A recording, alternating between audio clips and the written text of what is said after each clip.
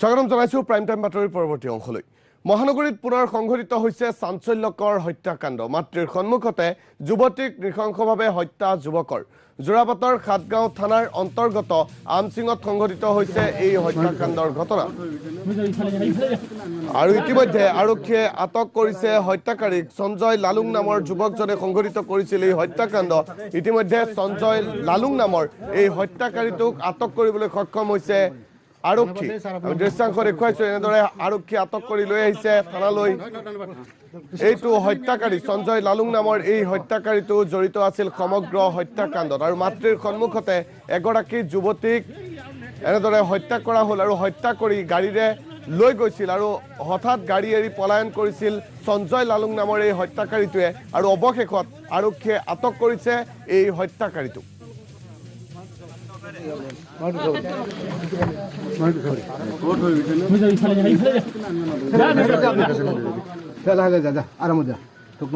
দেখুৱাইছো প্ৰেম প্ৰত্যাখ্যানৰ বাবে এনেদৰে এগৰাকী যুৱতীক হত্যা কৰিছিল মাতৃৰ সন্মুখতে আৰু সেই ঘটনা সংঘটিত কৰিয়ে গাড়ী লৈ পলায়ন কৰিছিল আৰু হত্যা কৰা যুৱতীগৰাকীকো লৈ গৈছিল সেই বাহনখনত আৰু অৱশেষত বাহনখন এৰি পলায়ন কৰিছিল এইটো হত্যাকাৰী সঞ্জয় লালুঙে। আৰু সঞ্জয় লালুঙক তৎকালেই আৰক্ষীয়ে আটক কৰিবলৈ সক্ষম হৈছে আৰু পলায়ন কৰা এইটো সঞ্জয় লালুং ইতিমধ্যে পৰিছে আৰক্ষীৰ জালত। আমি শেহতীয়া দৃশ্যাংশ দেখুৱাইছো। ইতিমধ্যে আৰক্ষীৰ জালত পৰিছে সঞ্জয় লালুং নামৰ এই হত্যাকাৰীটো। মহানগৰীত পুনৰ সংঘটিত হৈছে এই ভয়ংকৰ হত্যাকাণ্ডৰ ঘটনা। প্ৰেম প্ৰত্যাখ্যানৰ বাবেই মাতৃৰ সন্মুখতে হত্যা কৰিলে এগৰাকী যুৱতীক আৰু হত্যা কৰি পলায়নৰ চেষ্টা কৰিছিল এইটো হত্যাকাৰী সঞ্জয় লালুঙে। আৰু অৱশেষত আৰক্ষীৰ অভিযানত আৰক্ষীৰ জালত পৰিছে সঞ্জয় লালুং নামৰ এই হত্যাকাৰীটো। ছোৱালীজনী ন্যায়টো পাওক আৰু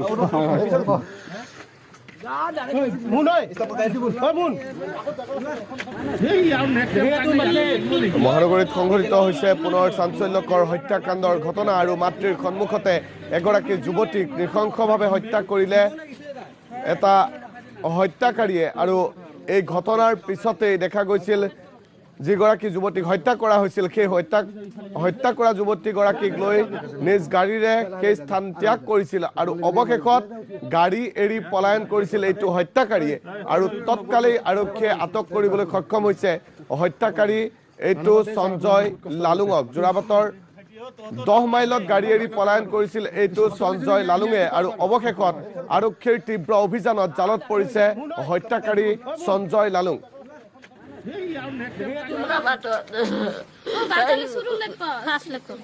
ঘৰৰ পৰা ওলাই গৈছো। আমাৰ ঠাণ্ডাত কমল নাই ন, কমল আনিব গৈছো আৰু সৰু সৰু 2টা বাল্টিং আনিব গৈছো, মন্দিৰৰ এটা আৰু ঘৰত। তাৰপিছত আৰু এই হনুমান মন্দিৰ অলপ আগত এইখিনি মানে ঠেকি আছে গাড়ীটো, যাবাই নেদে আমাক।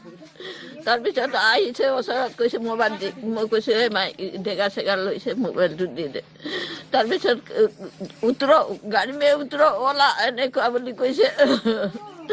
তাৰপিছত আৰু মই কৈছো নোলাই, এই হানগাঁৱত ওলাম গোটেইগিলা লগ দিম আৰু এনেকুৱা বুলি কৈছো, তাতে লগ হবি এনেকুৱা।